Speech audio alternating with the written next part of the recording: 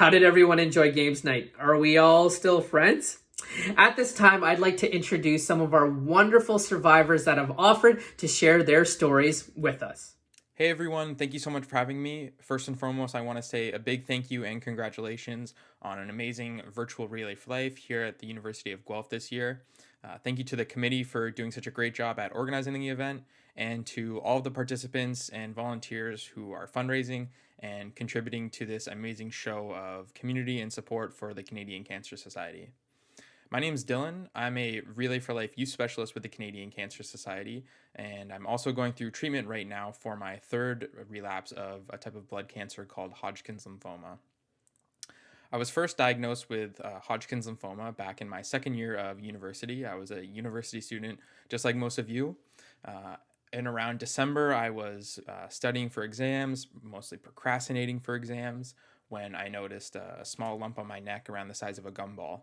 And because of all of the work and all of the procrastinating that I was doing, I put it off for the time being and delayed in getting it checked out, which I don't recommend, but I ended up waiting till about February to get it looked at, and at that point it had grown to about the size of a golf ball.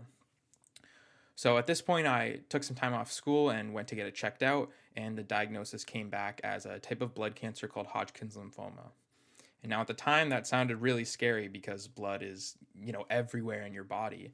But what I actually learned was the diagnosis was relatively good, and that my prognosis was strong, and Hodgkin's lymphoma is actually considered a curable cancer. So I was in a very fortunate position when I entered chemotherapy.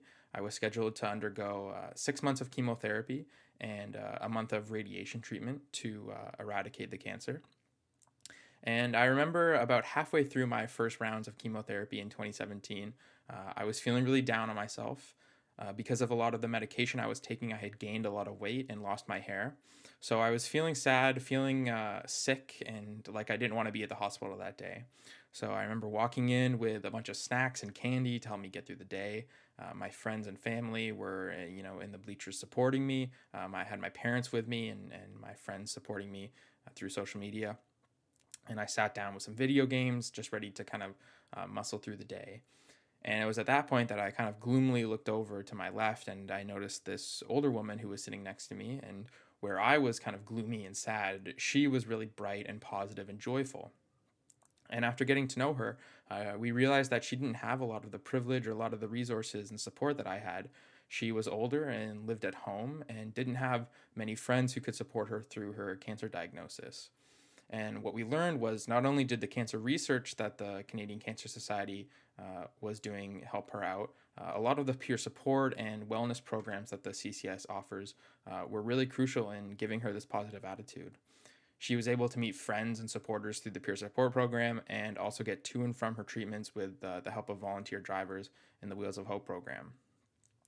So, not only did this cause me to reflect on myself, it also caused me to reflect on the attitude that I had going in that day and look at all of these amazing things that I had in my life and the things that I could do with this opportunity and this diagnosis that I had. So from then, I was really inspired by all the amazing work that the Canadian Cancer Society was doing to support patients just like this woman I had met, and I decided to get involved after my treatment. And that began with attending my very first Relay for Life at Queen's University, where I went as a participant and my first time as a survivor.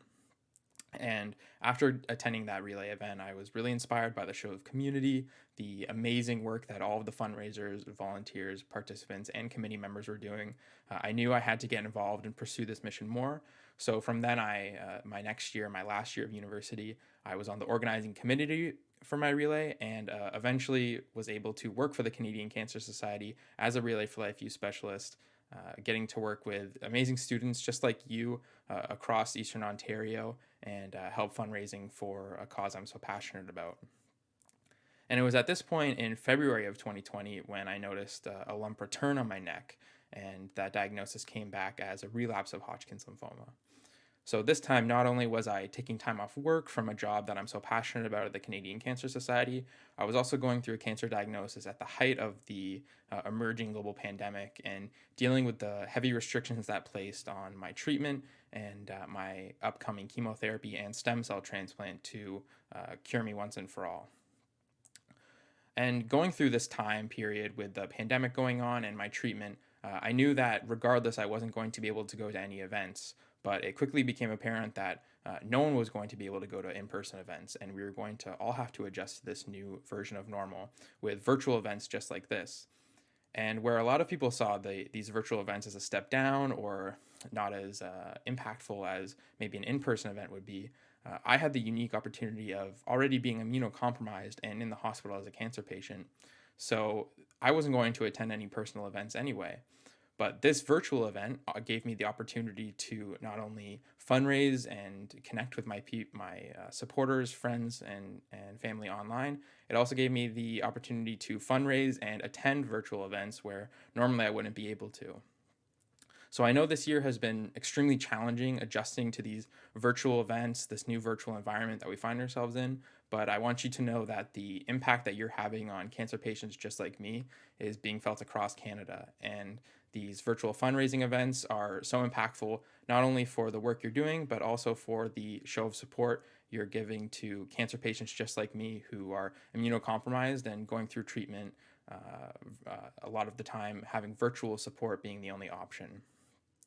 And so now being diagnosed again in October of 2020 with a third relapse of Hodgkin's lymphoma and now going through chemotherapy and another stem cell transplant, I'm just as inspired as ever by the work that you guys are doing at Relay for Life events and the work that so many other students across Canada are doing to fundraise in the Relay for Life youth program. So I wanted to say a big thank you to the organizing committee for inviting me and to all of you for participating and fundraising and volunteering your time for this event. I'm so happy to see that you guys are embracing this virtual environment and that I get to speak to you. It might only be through a virtual conference, but I can really feel the inspiration and the support that you guys are showing. So I wanted to say a big thank you and congratulations on such a fun and successful virtual event. And I'm incredibly thankful for all that you guys are doing to support not only me and the millions of people in Canada affected by cancer every day, but also the Canadian Cancer Society and your community.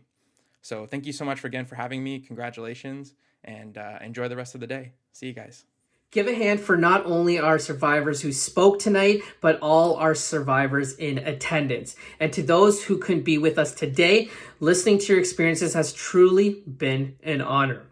Now, I'd like to give the floor to our co-chairs, Danielle and Steph, to close off the second day of events. Thanks to everyone who logged on again today. We really appreciate you taking the time to experience these 3 days of Relay with us. We hope you had a ton of fun, and tomorrow we'll be back at 5:30 for a luminary ceremony, survivor speech, as well as spin the wheel winners will be released.